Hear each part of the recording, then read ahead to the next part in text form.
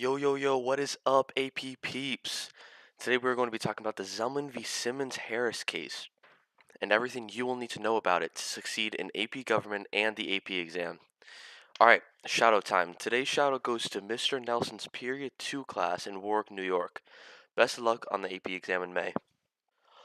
Alright, let's give some context here. So, the pre-2000s era moving into the 2000s was characterized by a lot of steady job creation and low inflation that hasn't happened in a very long time. However, what people chose to ignore is that there was still just as much, if not more, poverty in the late 1990s and early 2000s than before.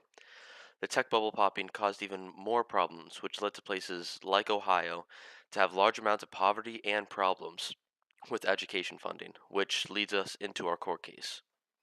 In 1995, the Cleveland City School District was put under state control by a federal district court because students in this school were not performing well.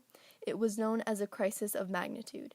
In order to help solve this issue, the state put a voucher plan into effect called the Pilot Project Scholarship Program. This program gave vouchers for tuition assistance to students who lived in a low-income family who were enrolled in schools that were under state control in all of Ohio. It allowed parents of Cleveland City School District students to send their child to a public or private school of their choice that were participating. Between the years of 1999 and 2000, 82% of the participating private schools had a religious affiliation, and 96 of the students participating in the program attended these religiously affiliated schools. Furthermore, 60% of the students were from low-income families, so they needed the help. So at the time, the question was, does this voucher program violate the Establishment Clause of the First Amendment since most of the participating private schools had a religious affiliation? In 1999, a group of Ohio taxpayers said that this program violated the Establishment Clause of the First Amendment, which prohibits the establishment of religion by Congress. Doris Simmons-Harris was a part of this group of angry citizens who filed the suit. But on the other side of the case was Susan Tave Zelman, who was the superintendent of public instruction in Ohio, who would defend the program. In December of 1999, the federal district court sided with the taxpayers, but then the case was brought to the United States Court of Appeals for the Sixth Circuit, which means that this higher court could change the decisions of the lower courts. After this case was reviewed by the United States Court of Appeals for the Sixth Circuit, it was brought up to the Supreme Court on February 2, 2002. During the court assessment, Zelman argued that in Ohio there are many non-religious options for students. Furthermore, the court argued that the vouchers were made to benefit everybody, not just people who wanted to attend religious schools.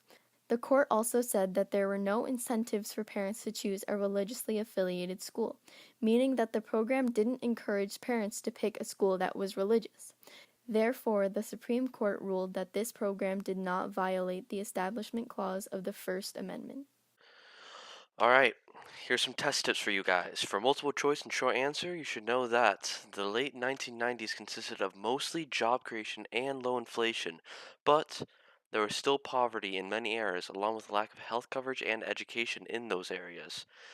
Ohio made a scholarship program which provided vouchers, also known as a sort of discount, for some students to attend participating public or private schools.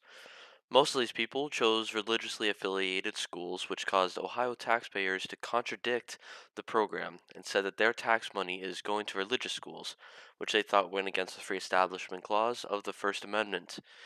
Also know that the final ruling showed that the Ohio government did not violate the Establishment Clause because people had the choice to go to either public or private schools. Alright, that's all I got for you guys today. Hope you enjoyed the video and best of luck in May on the AP Gov exam. See ya.